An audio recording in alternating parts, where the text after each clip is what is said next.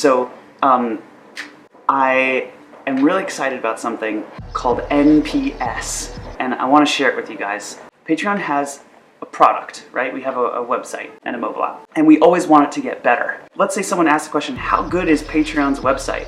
How do you measure that? How do you measure how good is our product? So many components of that question. It's so qualitative. That sounds like an impossible question to actually answer, because it's just like, how good is it? That's subjective, right? Yeah, kinda, but you can also answer the question.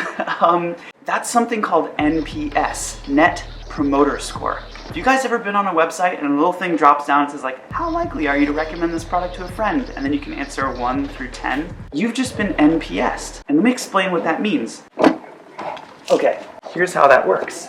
People who answer 9 and 10, those people are called promoters. People who answer 1 through 6, those people are called detractors.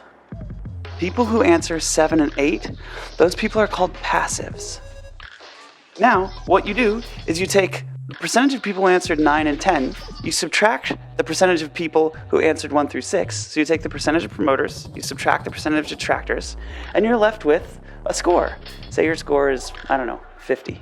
That is called your NPS score, your Net Promoter Score. So now, you've got a score.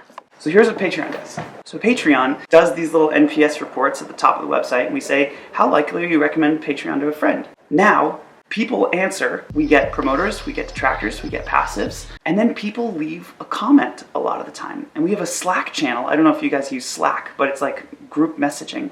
So you can see every single NPS report that ever comes into Patreon is in this Slack channel. It's thousands and thousands and thousands of NPS reports. I read every single NPS report that comes in. Every single one. There's a bunch of people here who do. And over time, if you read these every day, you get a really good sense of what's needed and what's not. Okay, then you can basically do an analysis of all the NPS reports. You can categorize problems and needs, build a roadmap based on that, if your goal is to improve NPS. It's something that we wanted to do last quarter. We wanted to improve core product. We felt like there were massive holes in the product, and our NPS reports were showing that. But we categorically figured out what the 5 biggest problems with Patreon were.